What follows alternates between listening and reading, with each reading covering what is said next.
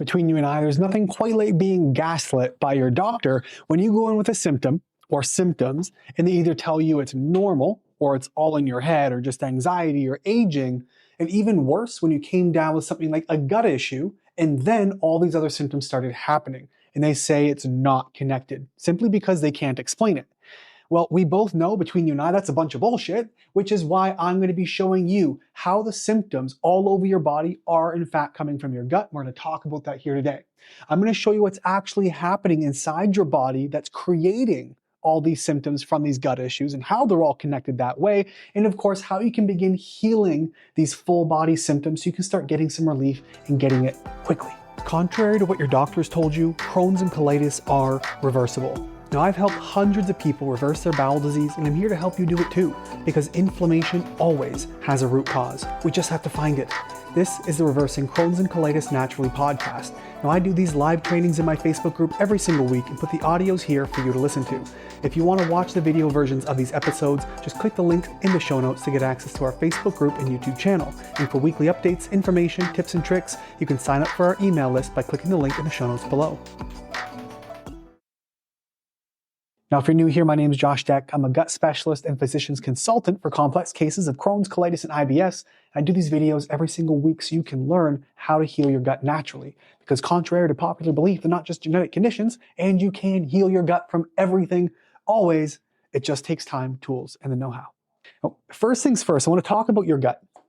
Your gut is the center of your body, not just anatomically, but it's quite literally the center of your body.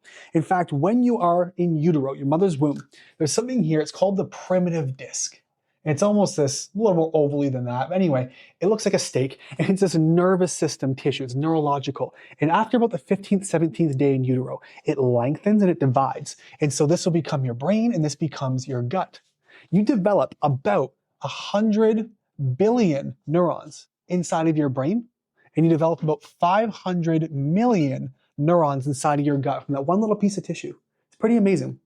Now, from that time forward, your gut and your brain are talking nonstop through chemicals and nervous system signals and all kinds of stuff. In fact, your gut is called the second brain, not only because they're connected from the same tissue from birth, but also the neurons it thinks. 80% of the signals shared between your gut and your brain don't start in your brain. 80% of the signals actually come from your gut and it goes to your brain. That means your gut is its own computer, its own system, its own brain communicating to the brain in your head. So it's really amazing structures that are working all the time. Now, about that brain of yours with those 100 billion neurons, it works with something called neurotransmitters, the little chemicals that just help send signals and bridge them across the gap from neuron to neuron. Do you know that about 90% of those are made inside of your gut? Your brain does not work properly without your gut. It is the second brain. Not only is 90% of your neurotransmitters made there, but 70% of your immune cells for your entire immune system come from your gut. Your lymphatic system, which is a major player in your immune system, it's attached to your gut. There's actually something called the GALT in the malt we'll talk about here, these gut-associated and mucoid-associated lymphoid tissues. Lymphoid being lymphatic, it's all there. Now, your gut contains about 100 trillion microbes. Put that in perspective, that would be like if you took a penny, okay, and you lined them up touching each other, and went all the way around the world about 54 times. That's how many microbes you got inside of your gut. They do everything for you. In fact, they make up 2 to 3% of your body weight.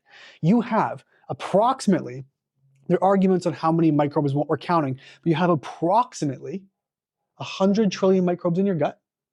That means you also have approximately 10 trillion cells in your body, your entire human body, meaning your gut microbes outnumber you up to 10 to 1. Arguments are 2 to 1, 10 to 1, but it's a lot either way, right? Final cherry on top of this one for you, how amazing the gut is and why this is so important, why everything's connected to your gut. Bring these to your doctor and tell them like, you're wrong, here's why. Your entire human genome, okay? This is everything that makes you, you as an individual, right? You have anywhere from 23 to 25,000 genes in the human genome. Did you know that your microbiome, the gut bacteria, all 100 trillion, combined, have about 3 million different genes inside of them? There's something like 130 times more genetic material inside of your gut alone than the rest of your body that makes you you as a human being. So when your doctor says, well, it's, you have this gut symptom came up, or this disease, this condition came up, but everything else, your joint pain, your anxiety, your brain fog, your skin issues, it's not connected. Bullshit. These are some simple facts as to help you make the correlation as to why, but I'm going to show you exactly why. So let's get into this together. Your gut, I want you to think of it kind of like a donut, right? It's just one big tube. Really, if you think about it, right? You have your mouth, and it's basically a slip and slide down your esophagus to the stomach, and it goes through this slippery tube, your intestines, until it comes out as poop. If it didn't have doors in it, it would just be one straight shot like a slip and slide. And so it really is one giant, almost like a donut, just really long tube-like donut. But here's the thing. When this food is processing through, when things you put into your mouth are processing through your gut and your intestines, they end up in your body, right? That's obviously you eat, you break down, you digest and absorb. And food that ends up in your intestine going through this process, right? Actually, it's gonna be this way. You think I know that?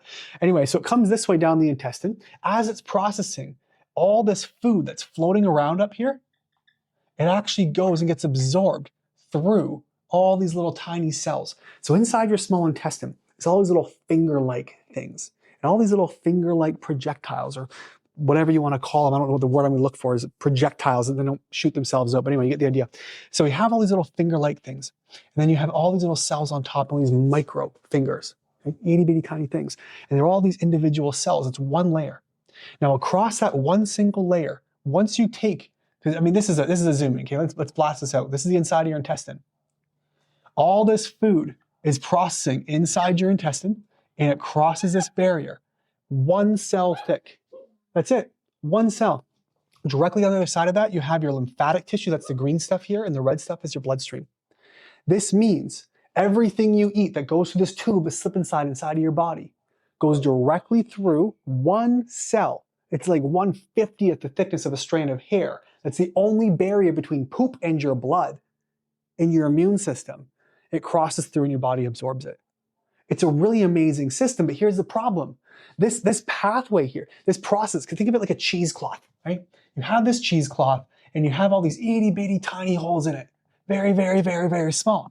What happens when you press cheese through a cheesecloth? Only water is supposed to get out. But if that cheesecloth tears, chunks pass through. The same thing when we're dealing with your intestines, your small intestine, those little finger-like things. What happens when you have what's called leaky gut? Some people, doctors say, wow, leaky gut doesn't exist. Intestinal permeability, same shit, just a different word. Right? What happens, these cells spread apart. So instead of going through like proper border security, like at the airport or something, they just pass through all willy-nilly. Big chunks get through the cheesecloth. You have microbes and toxins and all kinds of stuff that can pass through where they should not be. But here's what's really interesting.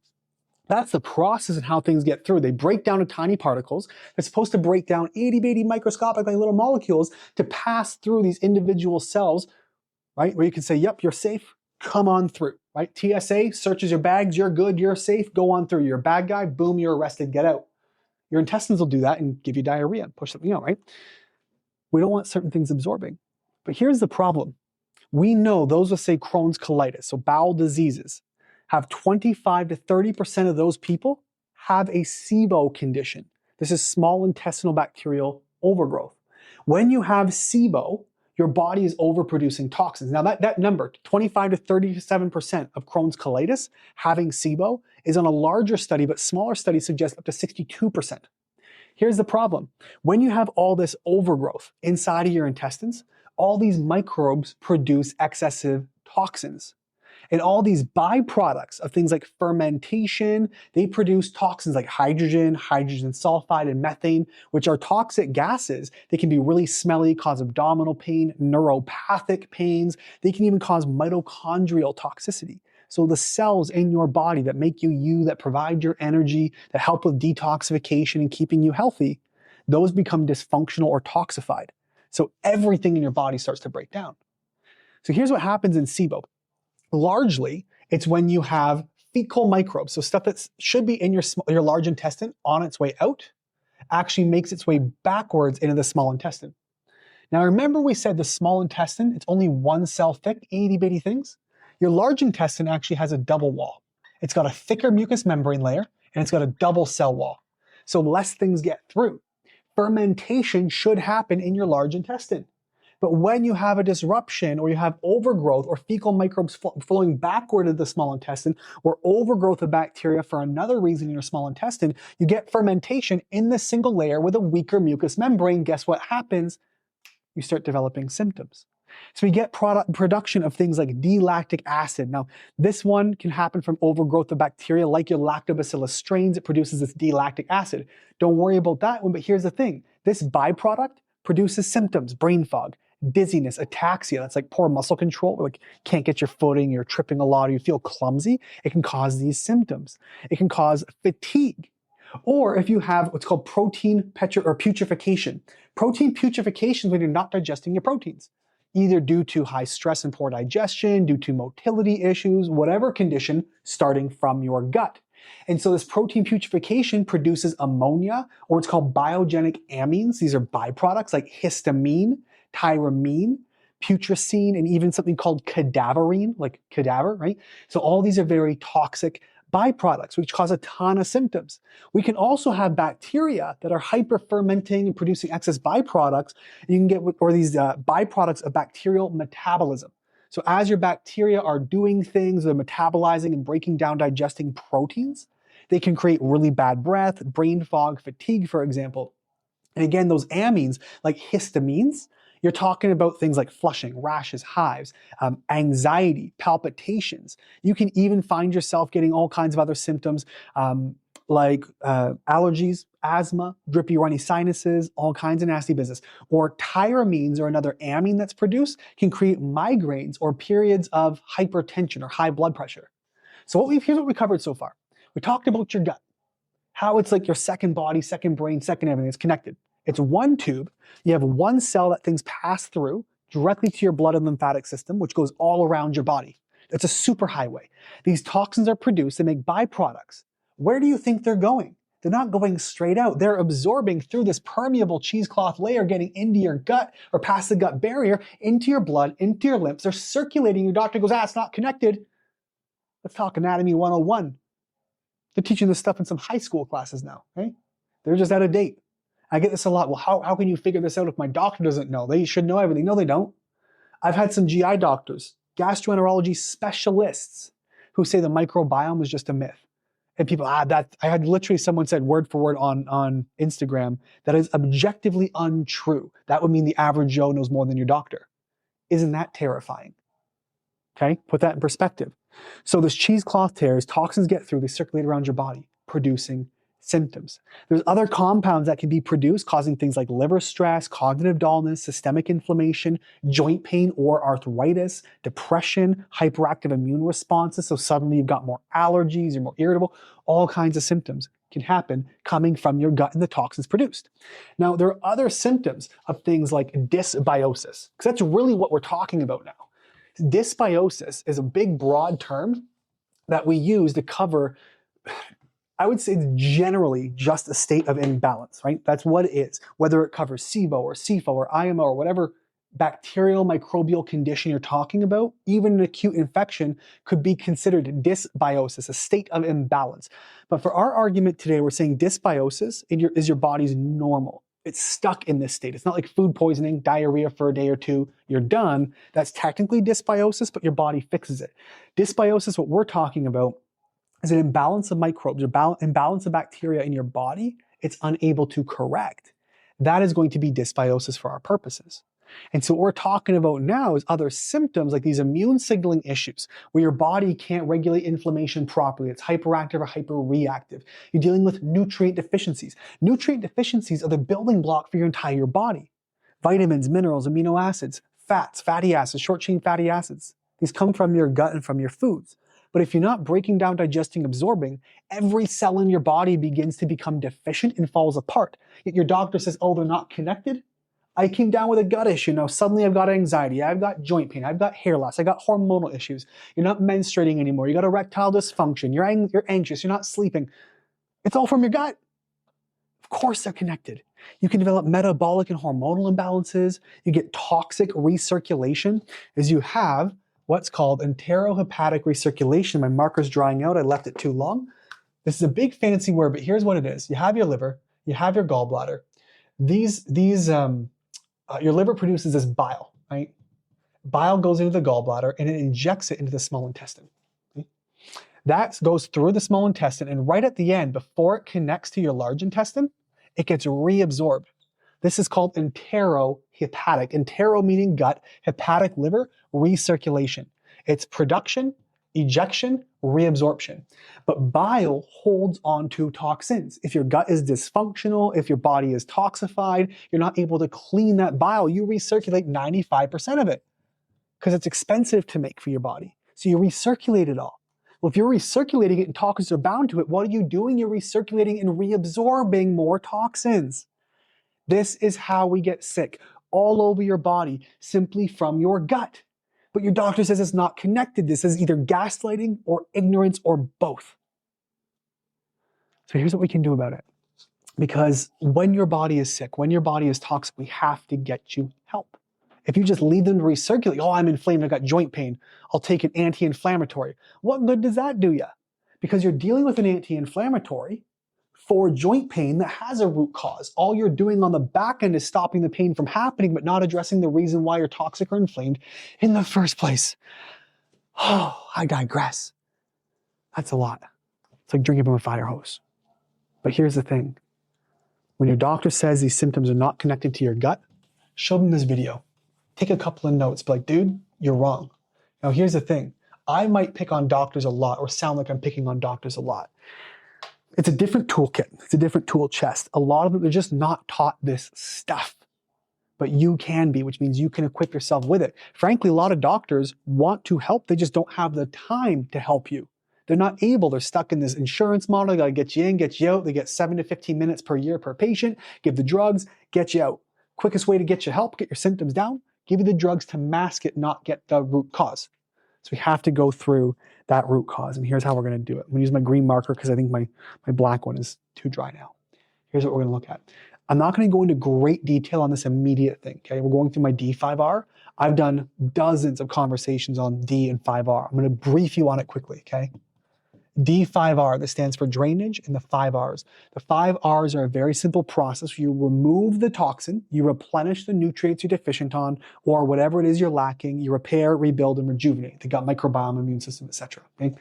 I can get into that one in details over and over and over, but the idea is we're sick for 3 reasons, okay? Toxins, microbes, and deficiencies. You want to remove the toxin or the microbe. You want to fix a deficiency and replenish what your body's missing, rebalance the microbiome, etc. But we're talking about right now is the D, drainage. Talking about the D, go into drainage. Here's what we got to do. Drainage is the process of getting things out of your body. It's the exit doors. You could argue there's 9, 10 different exit doors. I'm talking about 7 right now. The first, like we just talked about, right? Your liver and your gallbladder. That's where we're getting a lot of recirculation. Now, of course, you have your lymphatic system, you have your bowels, right? You have your kidneys, and you have your sinuses, okay? These are gonna be your major pathways. So liver, gallbladder, and bile ducts, lymphatics, bowels, kidneys, sinuses, and your 7th is going to be skin. Now, one could argue, of course, lungs, because you breathe out and off gas on a cellular level, and even your blood-brain barrier or your brain, like neurological, which would give you, 10 different detox pathways. We're talking about these ones. Primarily right now, we're going to talk about your liver, gallbladder, and lymphs. If you're having regular bowel movements, you're good. You're hydrating, you're going to pee a lot, you're good. If you're breathing through your nose instead of your mouth, your sinuses may be clear. If you're actively moving and sweating, your skin will be protected. Actively moving and sweating will take care of your lymphatics. So let's do something supplementary. Let's talk about how to support your liver, gallbladder, bile ducts, right? First things first, there's some great supplementation you can utilize that I utilize with almost every client. Now, I want to preface, this is not medical advice. I'm not saying you should do this. I'm saying get help first. You can hurt yourself. I hope you don't, but I want you to have the information to equip yourself. First things first, there's a supplement called TUDCA. Quality matters. If it costs you less than $30 to $50 a bottle, you're getting garbage, and which means you're going to get garbage results. So get the good stuff, Cellcore, Body Bio, etc. I have a puppy who is quite feisty and saw somebody out the window. So if you're hearing some screaming, that's just her being a little chaos goblin. And so TUDCA, great supplement, very, very easy. I do want you, of course, support your lymphatics, your skin, etc. I'll put that one back in here with sweating and exercise. These are very important. Your lymphatic system is much like your blood supply, your circulation, because you have in your lymphatic system, right? You have these little valves, just like your blood. In these blood vessels, you have a heart that pumps. These valves open, and then it goes lub and dub, lub dub. That's your heartbeat. It pushes and pulls. The valves open and close. Your lymphatic system has valves with no pump. So your physical movement is the muscles that contract and push that pump open. So you have to move for your immune system. Right? So we've covered that. So let's talk about the things we can't do by just eating well and exercising. We often need some additional support in these dire straits. Tadka, great one. We want to talk about bitters, digestive bitters, dandelion, burdock, artichoke, ginger, gentian. There's different roots and herbs you can use, these bitter complexes. Try to get them. Organic Olivia, St. Francis have some bitter blends that have no laxatives in them, because some will, to get you moving. But digestive bitters promote motility, which gets things moving through the bowel, which is nice. Something else we want to use, we talked about bile from the liver gallbladder, toxifying itself because it's full of toxins and can't clean. So we can use what's called bile acid sequestering or capturing of that bile. So you reabsorb less toxins, you capture toxins from it. Whether you believe in plant-based or carnivore diet or whatever you want, doesn't matter. Fiber helps. If it doesn't agree with your gut, don't use it. But fiber can capture a lot of those toxins and help get them out of your body. We're draining, we're moving, we're getting them out so your system feels better. Any liver support supplement, NAC, milk thistle, whatever you may be using, is all going to be beneficial at the end of the day for getting things captured and getting them out. Second to that one, I always recommend these seldom, I'll say. I recommend them very prescriptively, not for everyone, but probiotics can be helpful. Certain probiotics, Saccharomyces boulardii, your lactose, your bifidose, these ones largely can capture toxins. The postbiotics they've already made can help create better signaling for your immune system. They can get toxins out of your system. They can help crowd out some of the bad guys so the good guys come back. If you buffer your gut and gut lining with things like tributyrin, this one's nice. It's actually a company called Healthy Gut. They have a supplement called Tributyrin X, and that's Stephen Wright.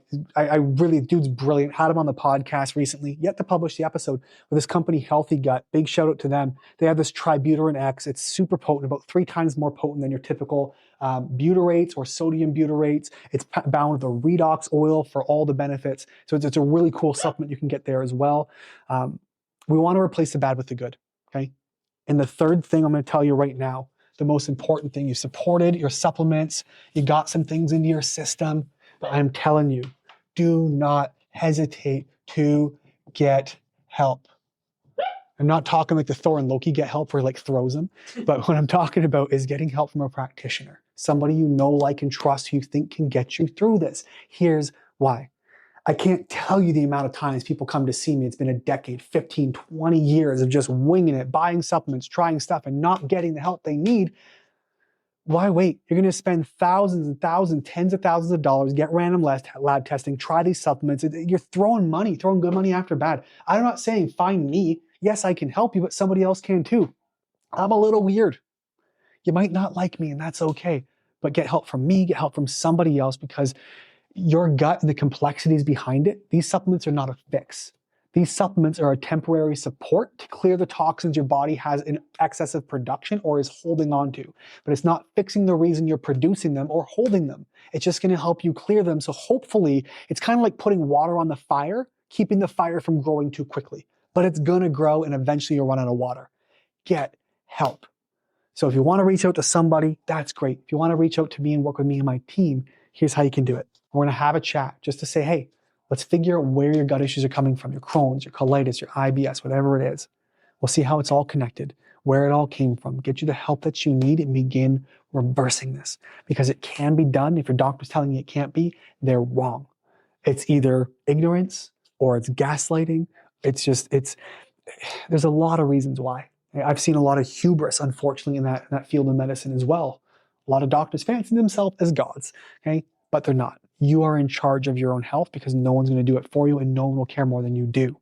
So send me a DM with the word solution and we're going to connect with you right away. Just see what it looks like to get some help. We'll evaluate your situation and say, hey, here's what you're doing. Here's what you're taking. Here's where it came from. Here's your history. I take people in the 50s and 60s. I go back to birth Were you bottle fed? Were you breastfed? Were you C-section? What was your diet like? What was the home growing up? Was there toxins in the home, mold in the home? Anybody else got sick? We build an entire history. When was your first menstrual cycle? What did that look like? What happened? When did you take antibiotics? We build an entire history and a story to figure out what broke down and did that wear and tear until you got the diagnosis you have today. And that's how we get you the help that you need. Thank you so much for being here. One of my favorite things to hear as an IBD specialist is something along the lines of, I learned more from you in 15 minutes than from my doctor in 15 years. And if this for the first time is really starting to click and it's starting to make sense, and you're going, wait a minute, this might be reversible. I think there's more that I can do. This condition came out of nowhere. It happened to me out of the blue. I was healthy for 10, 20, 30, 40 years and suddenly I wasn't, and you're telling me there's no cause. If you're understanding finally that there is a cause, that something is driving this, I want to invite you to check the link in the show notes below. Send me an email, ask a question, see if a program is a right fit for you, because I promise you, this doesn't have to be a lifelong sentence. You're not doomed to this, and IBD can be reversed.